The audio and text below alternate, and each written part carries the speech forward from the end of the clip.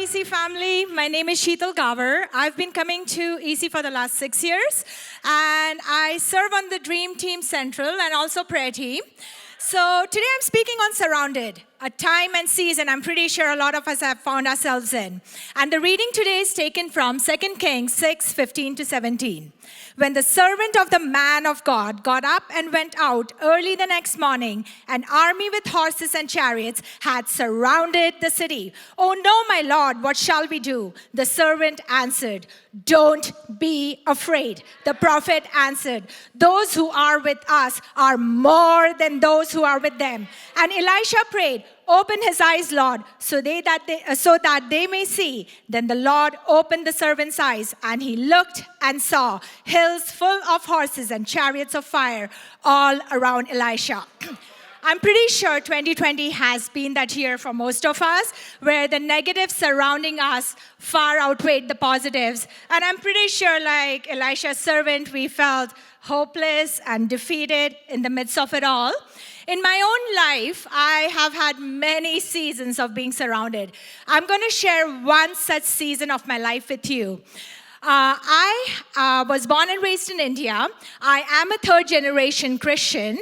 My grandfather was an orphan raised by Canadian missionaries who completed his theological training here in Canada, went back and served in India and planted churches in central India.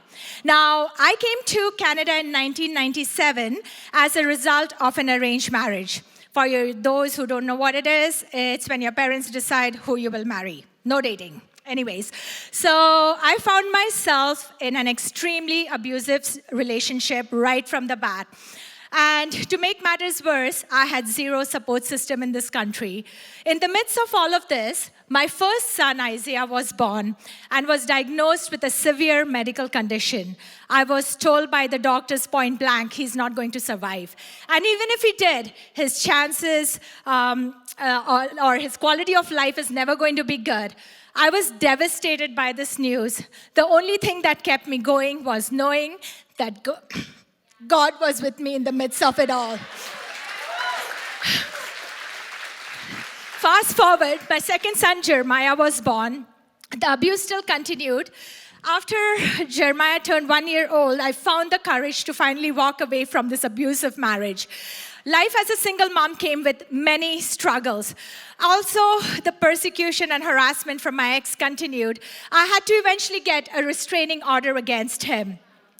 While I was surrounded with all this chaos, my second son, Jeremiah, at the age of 2, was diagnosed with type 1 diabetes. By now, I was not only feeling surrounded, but defeated and hopeless in the midst of it all. The only thing I could do was cry out to God in my desperation.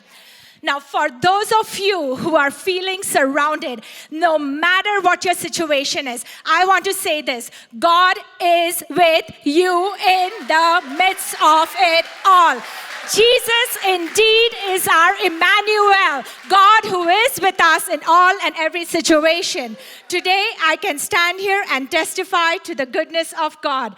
I am now happily married for 12 years to a man who loves me, loves my boy as his own, and we have a beautiful daughter together. My son Isaiah is healed and is a miracle from God.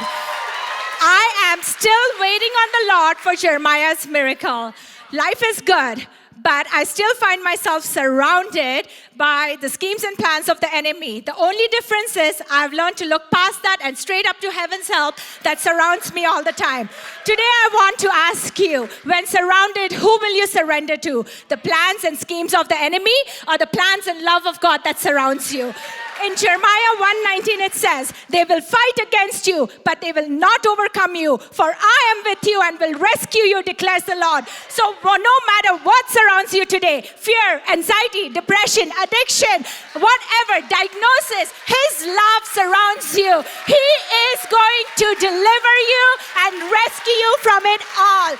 He is the God that shut the mouth of the lions that surrounded Daniel. He is the God that took Joseph from the prison walls that surrounded him into a palace. He is the God that reached out and pulled Peter out from the waters that surrounded him. He did it for them. He's going to do it for you today.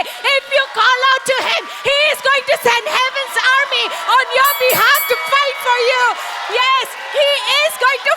for you.